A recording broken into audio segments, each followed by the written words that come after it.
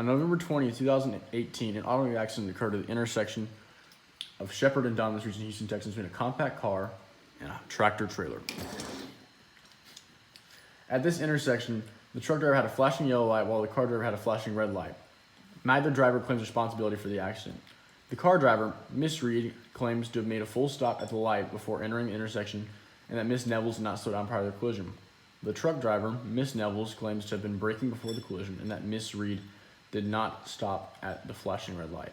Our task has been assigned to solve this problem and figure out who is legally responsible for this crash. The first thing we need to do is find the coefficient of friction. So we know that the force of the tire is 130 newtons, and we know that the force of friction, force required to move the tire, is 100 newtons.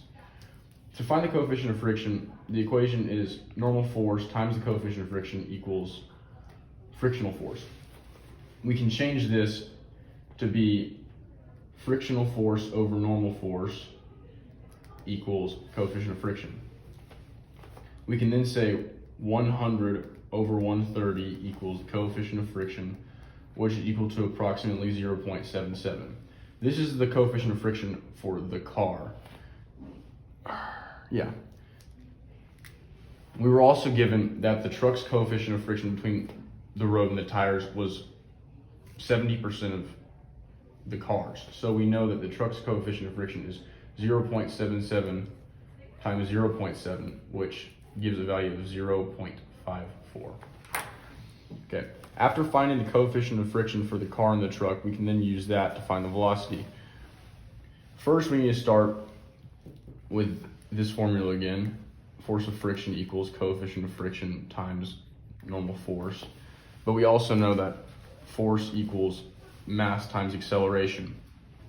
We can set these equal to each other, which gives us mass times acceleration equals coefficient of friction times normal force. And we know that normal force equals mass times gravity, so we can get ma equals coefficient of friction mg. The m's cancel out, so we get the acceleration of each vehicle is equal to the coefficient of friction times the active gravity on each mass. So for the car, we can now use the coefficient of friction and gravity to find acceleration. So we have acceleration equals 0.77 times 9.8 meters per second squared, which gives us a value of 7.55 meters per second squared. We can then use the kinematics equation, Vf squared equals V naught squared plus 2a delta x to find velocity. There was no initial velocity, so we know that final velocity squared equals 2 times 7.55 times 8.2 meters, that being the 8.2 meters the car skidded. This gives us a value of 11.13 meters per second. Okay. For the truck, we can follow the same process, except, with a different coefficient of friction. So the acceleration of the truck is 0.54 times 9.8 meters per second squared, which equals 5.29 meters per second squared. We can then use the same kinematics equation with no initial velocity, so we only have to worry about the 2a delta x, so it becomes final velocity squared equals 2 times 5.29 times 11, because of the 11 meters that the truck skidded after collision. If you work this out, you find that the final velocity of the truck was 10.79 meters per second. So now that we have the speed after collision, we can calculate the speed before collision, and to do that we have to use momentum. So momentum equals mass times velocity, and we also know that initial momentum equals final momentum. So now we're going to calculate the initial speed of the car.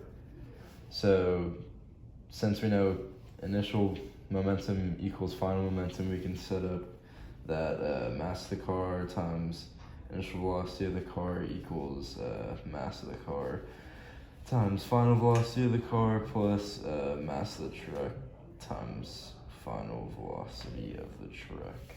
And so we know that we're given that the mass of the car is 1,387.76 kilograms, so we can plug in to the equation like so. And then we know that the final velocity of the car is 11.13 meters per second, and the angle above the y-axis that the crash happened was 33 degrees, so we plug in that. And then the mass of the truck is given 7,112.25 kilograms, and then we know that the final speed was 10.75 meters per second, and the angle it hit was 7 degrees, so sine of 7 degrees. Sorry, that's squeezed in there. And so if we calculate all of this and put all this in the calculator and divide the mass of the car by it, we get initial velocity of the car is 12.8 meters per second. Alright, so now we're gonna do the initial speed of the truck, which is the same setup except just with the mass of the truck and finding the initial velocity of the truck. So that's on the left side of the equation, and then it's the same thing on the right side. Mass of the car times final velocity of the car plus mass of the truck times final velocity of the truck. So we're given that the mass of the truck is 7,112.25 kilograms, and then so we can plug that in, and then we know that the final velocity is 10.79. That's cosine of 7 degrees, because it's 7 degrees above the x-axis is the angle it hit at, and then you can plug in the mass of the car, 1,387.76 kilograms, times the final velocity of the car, which is 11.12, and then cosine of the angle it hit at, which is 33 degrees. And so we have all these, and we only have one variable in the equation, so we put all this in the calculator and divide this right side by the mass of the truck to get initial velocity of the truck equals 12.5 meters per second. Car claimed to stop, so we're gonna have to prove that here. And so we would use the velocity final squared equals the velocity initial squared plus 2a, which is the acceleration, and delta x, which is the distance traveled. And if they claim to stop, then there would be no initial velocity. So then the velocity final squared would equal to 2, 3, which is what the online says that the max acceleration of the car that they used, and 13, which is the distance they traveled.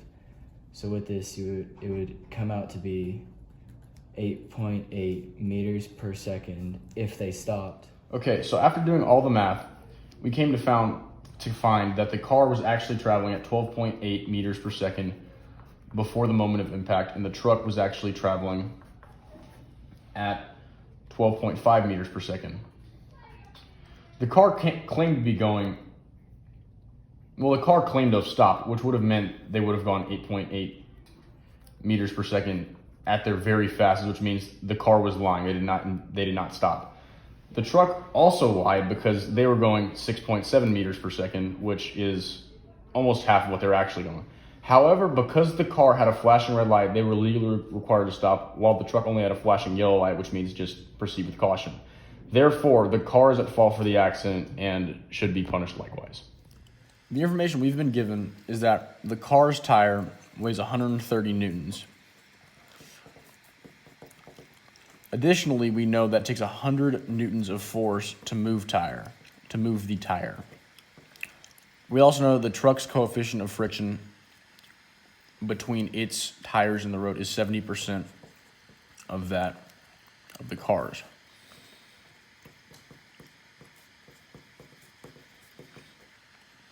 We know the car skidded at a 33-degree angle. We know the car also skidded 8.2 meters. The truck, however, skidded at 7 degrees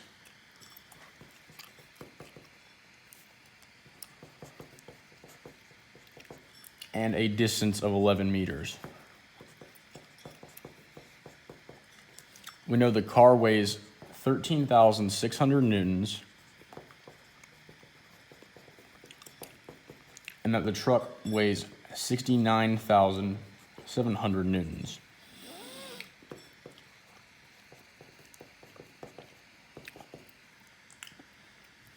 The truck driver claims to have been going 6.7 meters per second.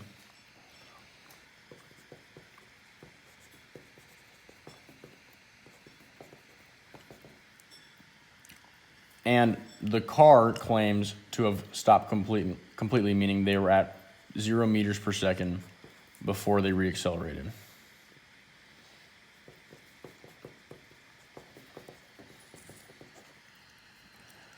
The car was 13 meters from the distance from the light to the crash.